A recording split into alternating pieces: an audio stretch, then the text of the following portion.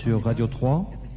Radio 3 qui est parrainée par l'Ordre de la Rose-Croix à Morques et qui est, je vous le rappelle, une organisation fraternelle, culturelle, philosophique, initiatique mondiale. Le problème des extraterrestres est vaste et intéresse, semble-t-il, aujourd'hui certaines activités humaines sous surveillance, surtout dans les domaines scientifiques, technologiques, parapsychologiques et même tendant aussi à la spiritualité, comme nous le verrons peut-être tout à l'heure. Par-delà une conspiration du silence des autorités de tous les pays du monde, des chercheurs libres et authentiques savent que notre monde est soumis à une surveillance permanente de la part d'intelligences venues d'ailleurs. Le problème des extraterrestres étant un domaine tellement vaste, nous n'aurons peut-être pas le temps de l'aborder dans son entier, mais il est malgré tout intéressant d'en parler, et à défaut d'en faire un bilan, d'en faire tout du moins un large exposé, afin de sensibiliser l'opinion publique, non pas pour la convaincre, mais pour l'inviter à réfléchir à l'aide d'éléments et de témoignages récents sur l'existence probable ou éventuelle d'une vie extraterrestre et de contacter éventuels ou tangibles. Les extraterrestres existent-ils? Ont-ils, s'ils existent, déjà contacté des terriens? Des extraterrestres sont-ils parmi nous? C'est ce qu'à l'aide de nos invités, nous allons essayer de savoir et de comprendre. Nous vous proposons donc ce soir d'aborder ce problème avec l'aide de notre invité, M. Jimmy Guilleux, qui a bien voulu ce soir nous rejoindre ici à l'auditorium Gladys Lewis pour en parler en tant que spécialiste, et que je vais vous présenter tout de suite, ainsi que nos deux autres invités qui sont d'une part M. Alain Fauchois, psychologue, et d'autre part Monsieur Michel Miara, qui est un scientifique et qui s'intéresse beaucoup aussi de très près à l'astronomie. Pour beaucoup d'entre vous, vous connaissez Monsieur Jimmy Guilleux, écrivain, ufologue, parapsychologue, conférencier et président fondateur de l'IMSA et de l'IMSACOR, Institut mondial des sciences avancées, qui est un organisme de recherche pluridisciplinaire comprenant des spécialistes de toute nationalité avec des correspondants sur presque tous les continents. Alors, Monsieur Jimmy Guilleux, peut-être pourriez-vous compléter, voire rectifier les présentations que j'ai faites et expliquer d'une manière générale votre activité au sein de cette organisation, après quoi je présenterai nos deux autres invités qui viendront chacun dans leur domaine apporter leur point de vue au cours du débat de ce soir. Mais peut-être, avant de passer la parole, nous allons peut-être nous tutoyer parce que je crois que nous sommes presque tous sur le même bateau. Sur la même longueur d'onde. Sur la même longueur d'onde, disons. Donc je crois que c'est ce que nous allons adopter ce soir. Tout à fait volontiers. Bien, mais je pense qu'il est difficile d'ajouter quelque chose à ta présentation qui est concise et précise. Bon, l'IMSA, comme l'a dit Philippe, est une organisation internationale basée sur la loi du 1er juillet 1901, c'est-à-dire nous sommes un groupement privé, et j'ajoute toujours privé de moyens. Je ne vais pas faire la quête. Nous n'avons pas de limitation, nous n'avons pas de frontières à nos recherches, sauf celle évidemment de la liberté. Au-delà de certaines frontières, il n'y aura plus de liberté, là nous n'y allons pas, mais nous avons quand même des informations qui nous parviennent.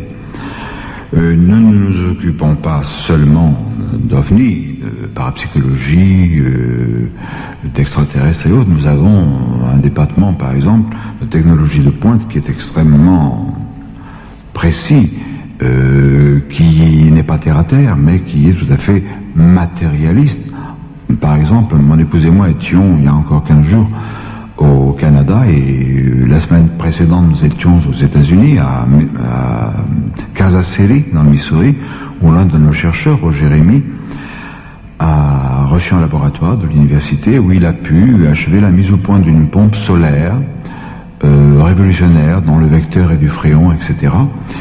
Et qui travaille également dans un procédé nouveau de désalinisation de l'eau de mer, ce qui est très important, et qui, dans une seconde génération, disons, lui, va s'occuper de recherches qui nous fascinent et qui doit fasciner fatalement un ordre comme celui de Lamarck,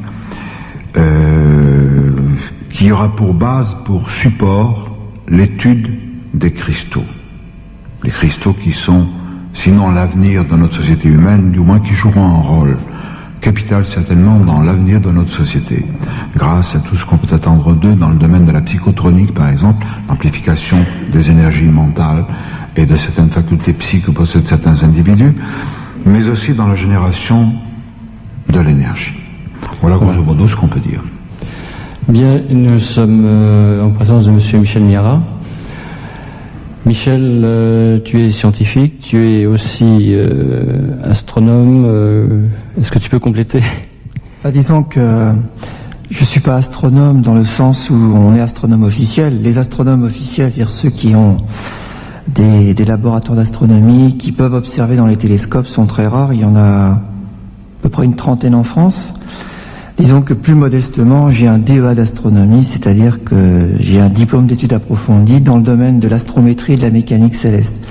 C'est-à-dire qu'effectivement, j'ai toujours été passionné par la recherche scientifique, et c'est à ce titre d'ailleurs que je peux, grâce à ce bagage intellectuel, faire des émissions de nature scientifique sur cette même Radio 3.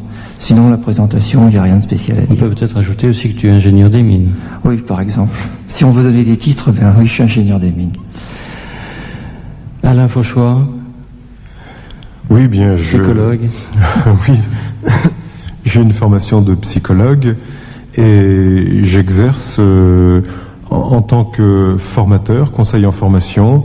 Je m'occupe de stages en entreprise et en particulier dans tout ce qui est relations humaines. Et puis en dehors de ça, j'ai une activité de psychothérapeute. Et bien mon Dieu, si j'ai bien compris, je suis ici pour essayer de participer un petit peu à aborder le problème sous l'angle psychologie, peut-être de la psychologie des témoins d'observation d'OVNI et de contacter éventuellement. Alors, je ne sais pas encore ce que je vais dire, mais j'espère que je serai inspiré. Bien. Eh bien, maintenant que les présentations sont faites, Jimmy, je crois que nous allons essayer d'entrer dans le vif du sujet, mais d'une façon douce, puisqu'avant d'aborder le monde étrange des contactés, qui a fait l'objet de ton dernier livre, nous voudrions déjà aborder le problème OVNI, c'est-à-dire le problème OVNI, le problème des ufologues, les problèmes de la première vision, disons, des objets volants non identifiés dans notre ciel, aussi bien de France que de tous les pays du monde. Et la question que nous sommes amenés à poser ce soir pour entrer donc dans ce débat, c'est, Jimmy, des ovnis, est-ce que tu en as vu déjà ? Sinon, est-ce que tu as pu interroger, soit au sein de l'IMSA, soit au sein de l'IMSA-Corps, des personnes qui ont pu, eux, les voir de visu ? Déjà les voir, avant d'entrer dans les deuxièmes contacts, c'est-à-dire les rencontres du troisième type. C'est cela. J'ai, en une trentaine d'années, pu faire 4 ou 5 observations, toujours des engins en vol, donc mon témoignage n'a pas plus de valeur que le brave homme du fin fond de la Corrèze ou les gens du fin fond de l'Afrique ou de l'Asie. L'intérêt, c'est de pouvoir décrire un engin qu'on a vu au sol. Ça ne m'est pas arrivé. La seule observation qui m'a vraiment marqué, puisqu'elle était relativement proche, c'était en 1976, je crois, dans un village du sud de la France, Vintabren. Je sortais d'une exposition de peinture, donc ce n'est pas un sujet qui milite en faveur du délire. Je n'avais bu et je ne bois jamais que des jus de fruits, donc j'étais à jeun.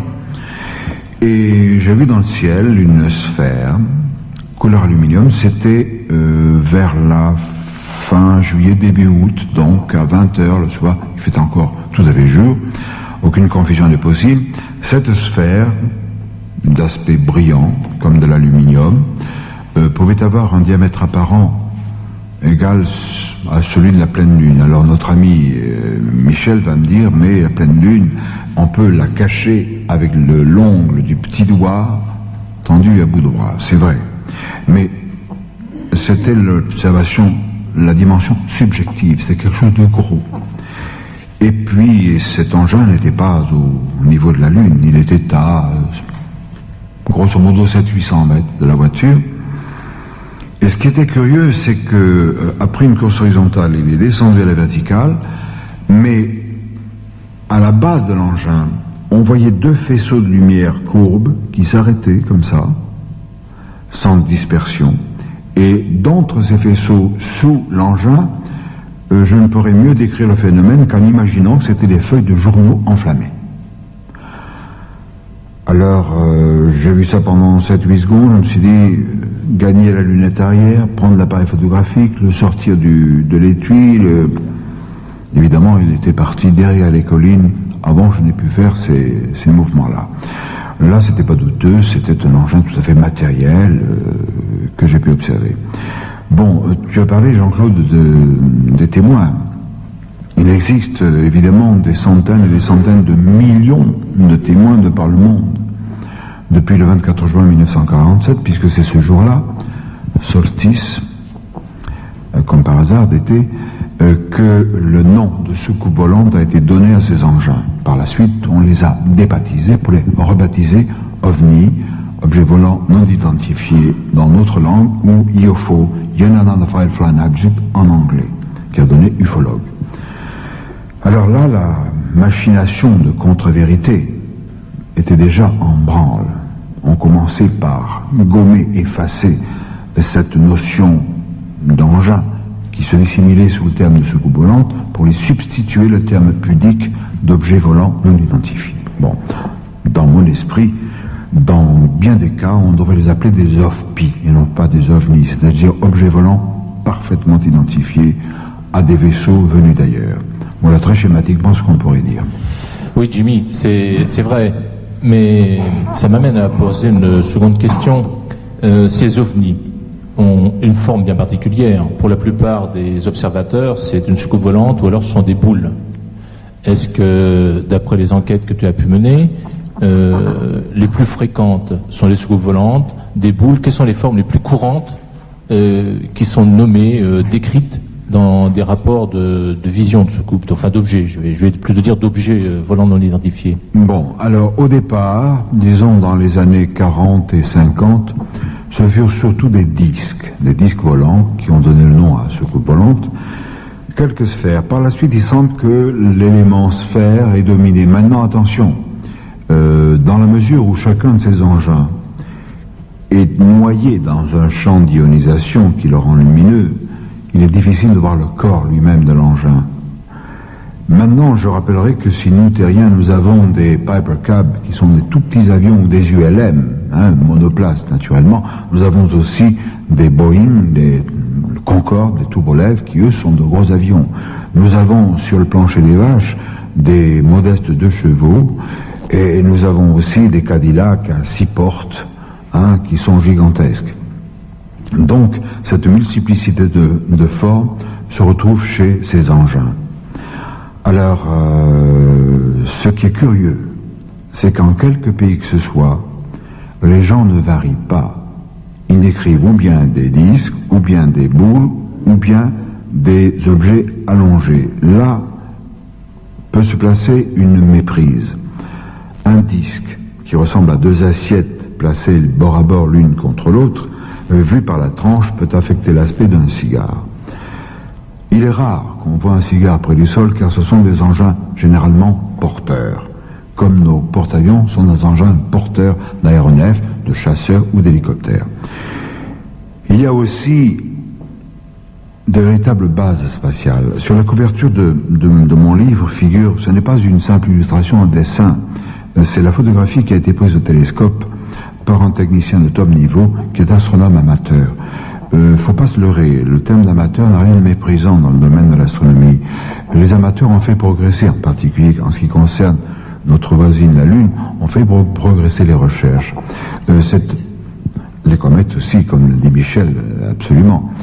Cet homme s'appelle, j'ai obtenu son autorisation écrite, s'appelle Christian Spinard, il vit dans le Midi de la France, et avec un de ses amis, le soir, il installe son télescope, et puis il voit une étoile. Et sa position, il connaît bien l'astronomie de position, il paraît incongru, il regarde avec son télescope, il s'aperçoit que cette étoile ressemble singulièrement à un objet un peu oblong, ou peut-être deux objets côte à côte, l'un un peu recourbé, il appelle son épouse, sa belle-mère et le couple qui dînait chez lui, et tous sont confondus par l'aspect bizarre de cet objet. Il téléphone à un de ses confrères, un scientifique, lui aussi astronome amateur, doté d'un bon matériel, et il lui dit, dans tel azimut, qu'est-ce que tu vois? Et un quart d'heure après, l'autre le rappelle et il lui dit, c'est fantastique, je vois ça, à savoir cet énorme engin. Ils vont le voir pendant 4 jours. Et puis pendant 3 jours, l'engin a disparu. Et puis l'engin va revenir pendant 3 jours. Et ensuite, il disparaîtra pour ne plus revenir. Ils ont estimé que cet engin devait mesurer, s'il était en position d'orbite géostationnaire, c'est-à-dire à 36 000 km de notre planète, de la surface, il devait mesurer dans les 8000 mètres de long, c'est-à-dire 8 km. C'était une véritable base spatiale. Ça affecte un peu l'aspect d'une sorte de cristal bleuâtre. Il a été pris en couleur, puis ensuite en noir et blanc, pendant ces 4 plus 3 jours.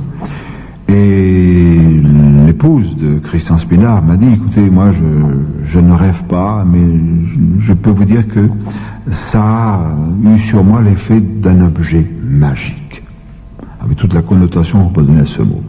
Voilà donc des gens qui sont... son époux est quand même un technicien de très haut niveau, il travaille dans l'atomistique, et aussi bien en France qu'aux États-Unis, c'est pas celui qui fait le ménage dans le laboratoire. Et donc on peut porter crédit à son témoignage, mais il y a quantité d'autres témoignages d'objets aussi matériels que nous le sommes et que l'est cette salle. Jimmy, merci. Je crois que là, nous allons demander à Michel si, sur le plan scientifique, les témoignages que vient d'apporter Jimmy, parce qu'en fait, ils sont assez fournis, ils ont été bien observés, déjà analysés. Donc, est-ce que tu peux rajouter quelque chose sur le phénomène lui-même, c'est-à-dire l'apparition d'objets, ou de soi-disant objets, disons, d'objets volants non identifiés, les ovnis? Alors, la première chose qui frappe dans l'étude de ce genre de phénomène, c'est la pléthore de témoignages qu'il peut y avoir. C'est-à-dire vraiment, quand on dit la centaine de millions, c'est vraiment ça qui se passe.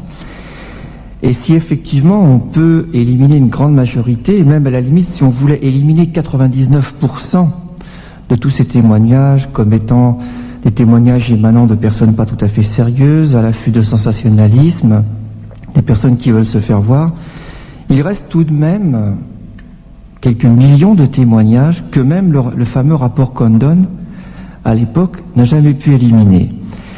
Et quand on examine les rapports qui ont été faits, notamment certains rapports de gendarmerie, quand on examine les gens qui ont fait certains témoignages, comme des pilotes de ligne, et aussi les radars, puisque les radars aussi ont observé beaucoup de choses, on est quand même confronté à un problème qui est loin d'être évident. Alors, c'est vrai qu'il y a des gens qui vont vous dire tout ça c'est de la foutaise, on peut tout à fait démonter le mécanisme même au niveau de la psychologie, mais ce qui quand même est aberrant dans cette histoire, c'est que c'est vrai qu'il y a des témoignages extrêmement sérieux, extrêmement concordants qui ont été faits, et on ne peut pas mettre en doute, par exemple, la crédibilité du radar. Il y a des choses trop concrètes qui se sont passées qui ne peuvent pas être remises en cause.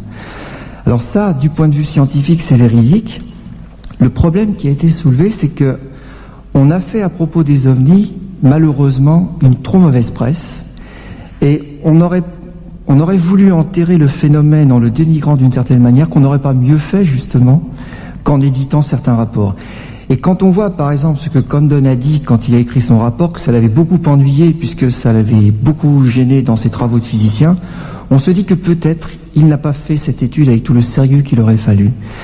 Et ce que je voudrais dire, c'est qu'il y a des gens comme des pilotes de ligne, par exemple, qui ont donné des témoignages, et ce sont surtout ces témoignages-là, peut-être qu'il faudrait étudier avec beaucoup plus de qualité d'écoute pour savoir quel est le phénomène qui se passe. Parce que ça pose, de toute façon, le problème OVNI pose un problème absolument essentiel. D'abord, le problème de la vie extraterrestre, or la science répond absolument oui. Mais le deuxième problème, c'est que tout à l'heure, si je peux développer une argumentation, je le ferai, c'est que le problème est d'où viennent-ils ? Parce qu'ils posent de sacrés problèmes scientifiques et ils remettent en cause beaucoup de choses. Ça, c'est une grande question. Voilà, c'est une grande question. On essaiera d'y apporter une réponse tout à l'heure. Et maintenant, je crois que Alain va pouvoir peut-être apporter le point de vue du psychologue sur ces apparitions, puisque apparemment la science reconnaît le fait des ovnis. C'est quelque chose confirmé donc par Michel, oui. Qui doit réconforter peut-être Jimmy, qui je crois a eu des problèmes avec les représentants, tout du moins des gouvernements, sur le plan de la compréhension. Donc je crois maintenant sur le plan de la psychologie, donc qu'a-t-on recherché, que peut-on dire de ces, de ces visions, disons de ces observations plus précisément? Oui, eh bien, effectivement, sur le plan de la psychologie, il y a plusieurs points de vue. D'abord, il faut voir si on peut se placer du point de vue du témoin ou du point de vue de la personne à qui est relatée l'observation. Et aussi, il faut se positionner, je dirais pas d'un point de vue sociologique, parce que d'abord c'est pas mon rayon et je vais pas me lancer là-dedans, mais je pense notamment à la réflexion que faisait Jung, qui disait que les ovnis était en fait le mythe du siècle. Bon, ce qu'il voulait dire, ça n'est pas que l'observation des ovnis ne correspondait pas à une réalité. Ce qu'il voulait dire, c'est que en fait, l'interprétation qui en était faite, ou le schéma d'interprétation dans lequel on faisait entrer les observations d'ovnis, était mythique, correspondait à ce besoin que nous avons d'élaborer des mythes et de nous y référer. Mais évidemment, la question qu'on peut se poser, c'est est-ce que l'humanité franchit des étapes dans lesquelles on voit que la conscience s'ouvre? Alors, ce qui était mythique à une époque, a-t-il encore une valeur mythique maintenant? Je veux dire que parce qu'on interprète des interprétations d'ovnis comme des choses venues d'ailleurs, c'est un mythe, c'est ne pas tenir compte du fait que la conscience a progressé et peut-être davantage en mesure de percevoir certains aspects de la réalité universelle qu'elle ne le faisait avant. Ce que je veux dire, si vous voulez, en exprimant ça d'une autre façon, c'est qu'en fait, nous sommes en mesure maintenant, avec la somme d'informations et les modèles sur l'univers que nous donnent les astrophysiciens notamment, nous sommes en mesure de conceptualiser un certain nombre de choses qu'avant nous ne pouvions pas, ce que nous ne pouvions pas faire auparavant. Et en ce sens, est-ce que nous avons toujours besoin de mythes pour donner une interprétation aux ovnis? Moi, ma perception personnelle, disons, n'est pas objective, enfin objective, elle l'est, mais disons que j'ai aussi eu l'occasion d'observer à plusieurs reprises ce qu'on appelle des ovnis, et ce qui pour moi n'était pas tout à fait parfaitement identifié, mais était tout à fait, ce qui est sûr, c'est que ce n'était pas des engins qu'on connaît. Donc je ne peux que me placer dans la peau d'un témoin à qui ça a pu arriver. Ce que je sais, c'est que c'est bouleversant. C'est vrai que lorsqu'on voit une observation comme ça remet en cause tellement de choses que l'on comprend parfaitement l'attitude de rejet un peu systématique de beaucoup de gens qui sont obligés, pour admettre ce que leur racontent les gens qui ont vu des ovnis, je parle d'un point de vue psychologique là, qui sont obligés d'admettre des choses qu'ils ont été amenés à rejeter pour pouvoir s'adapter à la réalité. C'est-à-dire que quand on s'adapte à la réalité, il y a des exigences, et ces exigences sont souvent un certain rejet de la sphère imaginaire, de la sphère de l'imaginaire, de la dimension de l'imaginaire dans l'homme. Et quand on est rationnel ou rationaliste, ou qu'on se croit tel, et que l'on se trouve face à quelqu'un qui raconte ce qu'il a vu, eh bien, mon Dieu, de deux choses l'une, où on admet de remettre tout en cause, et à ce moment-là, on fait preuve d'une ouverture, et ça nous renvoie à tous les éléments qui sont à l'origine de la créativité dans l'homme et de sa progression, ou alors on reste attaché fermement à ces mécanismes d'adaptation à la réalité, et ça veut dire qu'on est obligé de rejeter tout en bloc, et les éléments auxquels, en nous, font appel les perceptions d'OVNI, c'est-à-dire tous ces éléments d'imaginaire qui sont en fait des éléments de créativité, d'ouverture, et le récit même qu'on nous raconte. Je pense que, moi ce que je vois, c'est que d'un point de vue psychologique, finalement, pour résumer les choses, ou bien on fait preuve d'ouverture ou on fait preuve de fermeture. Mais l'intelligence ne peut trouver son compte que dans l'ouverture, je crois. Je suis tout à fait d'accord avec ce que vient de dire Alain Fauchois. C'est pertinent. Ça dérange. Le phénomène OVNI et a fortiori le phénomène extraterrestre dérange. C'est un phénomène qui nous gêne aux entournures, car tout à l'heure, Michel Mirat nous disait, et c'est vrai, la science finit par admettre la pluralité des mondes habités, mais à quel prix? J'ai eu l'occasion, plusieurs fois, de discuter, disons le mot, de me disputer avec certaines vieilles barbes qu'on pourrait appeler des canailles de la science. Il y en a encore de nos jours. Ces individus qui sont des rationalistes, il y a une expression que j'emprunterai au professeur Rémi Chauvin, qui est un homme admirable. Il les appelle les constipés du bulbe rachidien. Et il a bien raison. Vous comprenez, c'est un phénomène de rejet.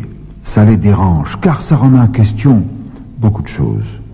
D'abord, ça nous impose une certaine humilité. Nous, les terriens, on n'est pas les plus beaux, on n'est pas les plus forts, on n'est pas les seuls, grâce à Dieu. Et ça gêne, parce que ça ne figure pas dans les manuels. Dans les manuels qu'on continue d'utiliser pour enseigner. On vous dit des absurdités. Ça va peut-être faire bondir notre ami Michel Mirat, mais on continue de nous dire des absurdités et à les enseigner, à savoir que la vitesse C, la vitesse de la lumière, ne peut pas être dépassée par un mobile. Mais c'est faux. On vous raconte, excusez le terme, des salades. Il existe à Paris l'Institut astrophysique de Paris. J'ai un excellent ami, le professeur Régis Duteuil. Il vient pas de la planète Mars ou de Fumtatawin, il est ici, on peut le voir. Lui et son collaborateur Eichmann, il y a une dizaine d'années, ont fait des travaux tout à fait remarquables sur les tachyons. Les tachyons sont des subparticules, si vous voulez, qui, lorsqu'elles apparaissent dans notre environnement, sont douées d'une vitesse 6 à 10 fois supérieure à la vitesse de la lumière, ce qui fout en l'air une masse importante des bases de notre physique.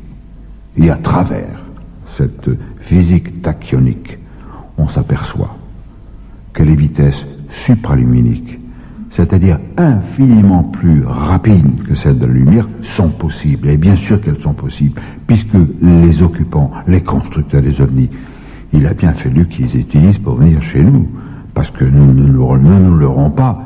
Ces engins ne viennent pas de Mars ou de Vénus, ça c'est la porte à côté. Ce sont des espèces pensantes qui viennent de plusieurs autres systèmes solaires.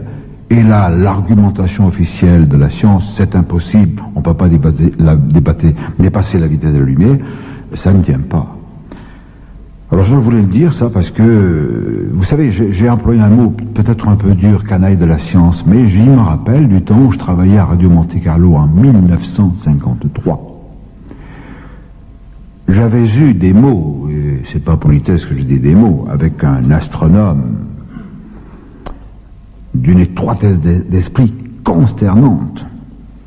Alors je l'ai laissé parler. Moi je faisais ma petite enquête pour le premier livre que je préparais, que j'ai baptisé Les secours volantes viennent de l'autre monde.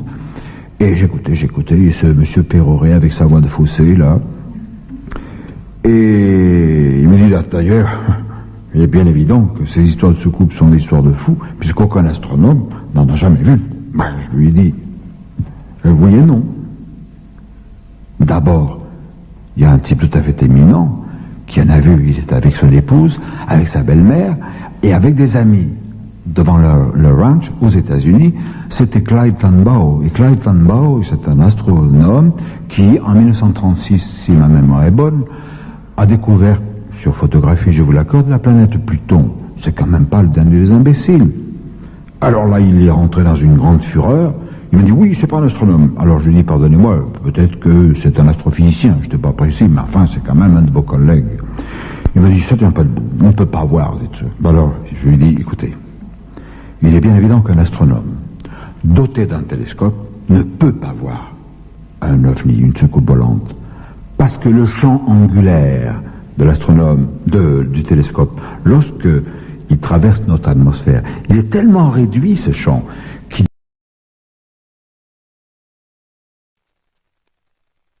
Donc ça peut être également des extraterrestres dans le sens que ça peut s'agir d'un transfert d'une dimension à l'autre, puisque cet homme peut agir d'un transfert de dimension et de temps, je pense. Je suis pleinement d'accord avec ce que vient de dire Alain Fauchois, et son allusion aux attentes me paraît aussi pertinente, car tout à l'heure je vous ai parlé de 18 races différentes qui viennent de 18 points différents. Nous avons oublié de parler des univers parallèles qui, eux, sont à côté, imbriqués dans notre matière, celle de notre univers, dans les vides atomiques probablement des constituants moléculaires de notre univers. Il est curieux de constater que sans qu'il y ait collusion, sans qu'il y ait complicité, de part et d'autre de l'Atlantique, par exemple, je rencontre des groupes de chercheurs, un peu marginaux, bien sûr, mais c'est pour ça qu'ils sont à la pointe. Cette notion d'Atlante revient de plus en plus. Je sais que Edward Casey, qu'en France on appelle Case, c'est pas Case, c'est Casey, Edward Casey, dans ses lectures, dans ses révélations médiumniques, a dit que les Atlantes se réincarnaient de plus en plus souvent. Et je crois que c'est vrai. Il existe une communauté dans le Québec dont je connais le fondateur, son nom va me revenir, Sarrazin, Claude Jean Sarrazin. Et j'ai rencontré une seule fois Jean-Claude Sarrazin, mais je l'ai eu 2 ou 3 fois au téléphone avant de le rencontrer, et un jour je le rappelle, et c'est l'un des membres de cette communauté, pas des farfelus, hein, des gens tout à fait normaux, vivant sainement dans la nature, et c'est un jeune, un garçon de 17-18 ans qui me répond, je ne me rappelle plus de son prénom. On bavarde un moment au téléphone, et il me dit, bon, j'ai entendu parler de toi, je sais que tu as eu au téléphone Sarrazin, et il se met à me débiter pendant plusieurs minutes ces flashs de voyance qui me concernaient, avec une précision telle que je me demandais si j'étais pas dans un studio et si c'était pas le technicien de la régie qui, à travers la vitre, me regardait, me voyait, alors qu'il était quand même à environ 180 000, disons 350 km de Montréal. Ces jeunes gens, cette communauté, sont convaincus, à tort ou à raison, qu'ils sont des réincarnations d'Atlante. Pourquoi pas? Moi, ça me gêne pas du tout. Hein. Si on avait le temps, je pourrais vous administrer la preuve rigoureuse et matérielle de la réalité de la réincarnation. Je crois que c'est une bonne chose que a dit Alain tout à l'heure, Alain Fauchois, à propos des Atlantes. Il peut y avoir plusieurs origines différentes, c'est sûr. Moi, je pense que nous n'avons pas à avoir de crainte. Si les extraterrestres, si nombreux, viennent nous voir sur la Terre depuis longtemps, car ils ne viennent pas depuis 1947, le phénomène est infiniment plus vieux, dans un très très très lointain passé, un passé pré-biblique si vous voulez, ils étaient déjà là. On a découvert des roches gravées au Pérou, en Colombie, à Toro Muerto, qui représentent des indigènes, des autochtones de la région, qui sont parfaitement reconnaissables, hein, et à côté d'eux, des êtres plus grands, qui sont devant une machine qui ressemble singulièrement à ce qu'on appelle une soucoupe volante sur trépied, etc., avec des hublots carrés. On retrouve ça à Woomera, dans l'Australie du Sud, et on retrouve ça dans le Kazakhstan soviétique. Même chose, à l'époque il n'y avait pas de télévision, pas de journaux, pas de radio. Donc s'il y a 10 000 ans, ces êtres sont venus, j'ai fait un jour dans cette salle une causerie sous l'égide de la mort, le texte sacré des extraterrestres. Je vais donc pas la refaire. Très brièvement, ces êtres dans un lointain passé sont venus sur la Terre. Ils ont apporté à l'espèce humaine ce dont elle avait besoin. D'abord, le sédentarisme. Il fallait fixer ces peuples de l'errance qu'étaient les gens de l'époque qui allaient d'un coin à l'autre, qui dans les forêts, qui faisaient la cueillette, il fallait les fixer. Alors c'est facile de fixer les gens. On fait comme en Russie un goulag et puis tout le monde est là. Hein. Bon, les nazis les avaient précédés d'ailleurs. C'était d'ailleurs leurs alliés. Mais je crois qu'il est plus sage de les condamner par l'agriculture. On plante des graines et si vous voulez manger, vous les cultivez. Et tous les peuples de la terre, sans exception, disent que leurs ancêtres ont reçu un don du ciel. Les dieux l'ont apporté, le blé en ce qui concerne l'ancien continent et le Moyen-Orient, le maïs en ce qui concerne l'Amérique du Sud et le riz en Asie. Il n'existe pas de blé sauvage, le blé initial à partir duquel sont nées les espèces que nous utilisons. Il n'existe pas de maïs sauvage, pas de riz sauvage. Je m'en suis rendu compte quand j'ai fait des recherches pour écrire mon premier bouquin documentaire, Les secours blancs viennent de notre monde. Alors d'où ça venait? Eh bien ça venait, les légendes, les traditions sont là pour nous le dire, ça venait du ciel. Alors des êtres qui ont fait manger nos ancêtres, qui les ont mis sur une voie d'évolution, qui leur ont donné certaines directives de vie, de paix et de fraternité qu'on n'a pas toujours bien respectées, hélas. On le sait aujourd'hui mieux que personne. Ces êtres, je crois qu'ils nous enseignent une chose que quelqu'un a dit il y a 2000 ans, quelque chose de tellement simple qu'on l'a pas respecté, aimez-vous les uns les autres. Alors si au lieu de nous tendre le poing, on se tendait la main, si on passait de la société de l'avoir à la société de l'être, eh bien là je crois que ils viendraient nous tendre la main. Et si on fait pas ça, je crois qu'ils peuvent nous tendre la main pour nous gifler. Et c'est un euphémisme, et je crois qu'il faut y penser. Jimmy, notre émission vient à son terme. J'allais te demander une conclusion, et tu l'as presque donnée. Alors est-ce que tu peux en faire une très courte? Et ensuite, ce que je proposerai à nos spectateurs, c'est d'entamer un forum tout de suite après la clôture de l'émission. Ma conclusion, moi je suis manichéen. Je suis depuis longtemps, je crois qu'il y a de braves gens sur la terre. Je crois qu'il y a des canailles, et nous le savons qu'il y en a malheureusement. On sait même où elles sont, on n'a pas à les chercher longtemps. Et je crois que la terre, si dans les sociétés traditionnelles initiatiques nous la considérons comme le microcosme, c'est aussi le reflet du macrocosme. Et s'il y a des braves gens sur la terre, et s'il y a des canailles, il y en a sûrement dans l'univers. Même si ces êtres ont 1 million d'années d'avance sur nous, je ne suis pas certain que tous soient des saints, des sadhus, par exemple.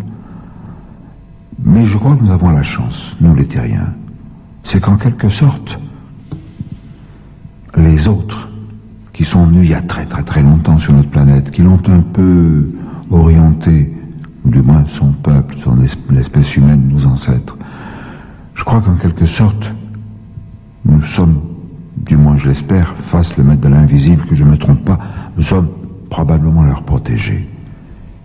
Et que, peut-être, ils nous aideraient si les autres, qui existent fatalement, les méchants, intervenaient.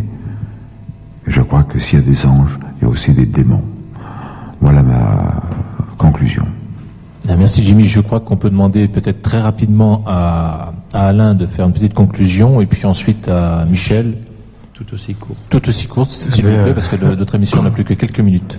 D'accord, je ne sais pas quelle conclusion je peux faire, mais en attendant ce que vient de dire Jimmy Guilleux, je me dis que dans le fond, peut-être bien que nous sommes en train de passer un examen de passage et que si nous ne le passons pas, nous ne serons peut-être plus dignes d'être les protégés de ces gens-là. J'y avais déjà pensé, pourquoi pas?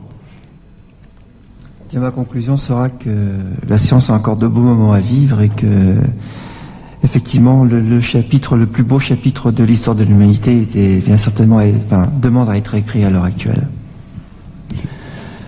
Eh bien, nous vous remercions tous les trois, Jimmy Guilleux, Michel Mira et Alain Fauchois pour cette émission, pour avoir participé à cette émission. Nous vous remercions tous d'avoir participé, invités et spectateurs à cette émission Argument, et nous vous invitons à y revenir.